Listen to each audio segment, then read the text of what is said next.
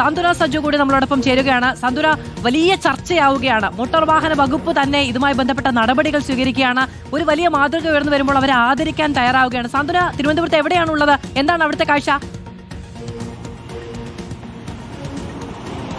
മധു, ഞാനിപ്പോൾ നിൽക്കുന്നത് തമ്പാനൂരാണ്. നമുക്ക് ആ ദൃശ്യങ്ങൾ കാണാം. അങ്ങോട്ടേക്ക് നോക്കുകയാണെങ്കിൽ തമ്പാനൂർ റെയിൽവേ സ്റ്റേഷനും ബസ് സ്റ്റാൻഡിനും ഇടയിലുള്ള മേൽപ്പാലം കയറിപ്പോകുന്ന റോഡിന്റെ താഴെ ഭാഗത്തുള്ള റോഡിലാണ് ഞാൻ നിൽക്കുന്നത്.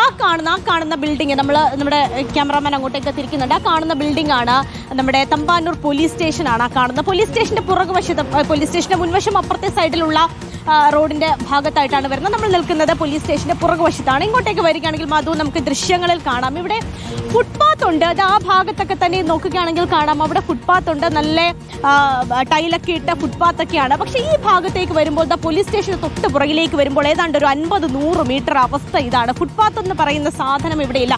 ഇതിനടിയിൽ ഫുട്പാത്ത് ഉണ്ട്. പക്ഷെ അവിടെ ടൈലും മറ്റുമൊന്നും ഇട്ടിട്ടില്ല. ഈ കഴിഞ്ഞിടയ്ക്ക് തിരുവനന്തപുരം നഗരത്തിൽ നമ്മുടെ ഈ സ്മാർട്ട് സിറ്റിയുടെ ഭാഗമായിട്ട് ഈ ഫുട്പാത്തുകളൊക്കെ തന്നെ നവീകരിക്കുകയും അവിടെ ഈ തറയോടും മറ്റും പതിക്കുന്ന രീതിയും ഒക്കെ തന്നെയും വരികയും അതുപോലെ ഹാൻഡ് റെയിൽ നേരത്തെ ഈ പിടിച്ചു പോകാൻ പ്രത്യേകിച്ച് പ്രായമായവരും കുട്ടികളും സ്കൂളിൽ പോകുന്ന ആളുകളൊക്കെ തന്നെയാണ് ഈ ഫുട്പാത്തൊക്കെ അങ്ങനെ കൂടുതലായി ഉപയോഗിക്കുന്നത്. അപ്പോൾ അവർക്കൊന്ന് പിടിച്ചൊക്കെ നടന്നു പോകാൻ വേണ്ടി ഈ ഹാൻഡ് റെയിലും മറ്റുമൊക്കെ വെച്ച് എല്ലാ സൗകര്യങ്ങളും ഒരുക്കിയിട്ടുണ്ട്. പക്ഷേ ഈ പോലീസ് സ്റ്റേഷന്റെ തൊട്ടുപുറകിലേക്ക് വരുമ്പോൾ ഇതാണ് അവസ്ഥ. ഇതിനടിയിൽ ഈ വാഹനങ്ങൾ മാറ്റാതെ എങ്ങനെയാണ് ഇതിനടിയിൽ തറയോടിടുക? ഒന്നും ചെയ്യാൻ കഴിയാത്ത സ്ഥിതിയാണ്. അതുകൊണ്ട് തന്നെ ഇതിന്റെ അപ്പുറത്തും ഇപ്പുറത്തും ഒക്കെ തന്നെ കൃത്യമായി തറയോടിട്ട് ഈ ഓടയും അതിന്റെ മുകളിലുള്ള ഫുട്പാത്തും ഒക്കെ തന്നെ നവീകരിച്ചിട്ടുണ്ട്. പക്ഷേ ഈ ഭാഗത്ത് ഒന്നും ചെയ്യാൻ കഴിയാത്ത സ്ഥിതിയാണ്. നമുക്ക് കാണാം, വാഹനങ്ങൾ അങ്ങനെ ചീറിപ്പാഞ്ഞു പോകുന്ന ഒരു റോഡാണിത്. അതിന്റെ ഈ ഫുട്പാത്ത് പോട്ടെ, അതിന്റെ തൊട്ടിപ്പുറത്ത് മറ്റ് വാഹനങ്ങൾ പാർക്ക് ചെയ്തിട്ടുണ്ട് കേട്ടോ. അതും കൂടി നമ്മൾ പറയണം. റോഡിലാണ്. റോഡ് വളരെ ചെറിയൊരു റോഡാണ്.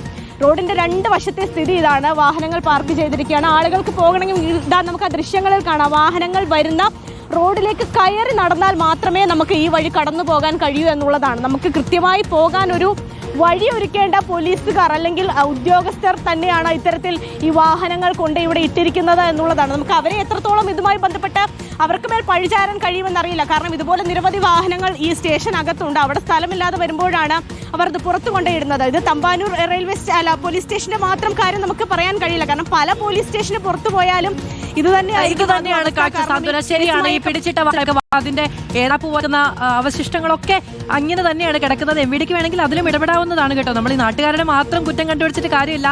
സംവിധാനങ്ങളുടെയും ഡിപ്പാർട്ട്മെന്റുകളും ഒക്കെ എങ്ങനെ പ്രതികരിക്കുന്നു എന്നത് കൂടി നോക്കാവുന്നതാണ്. മന്ത്രി ഗണേഷ് കുമാറിന് ഇടപെടാവുന്നതാണൊക്കെ.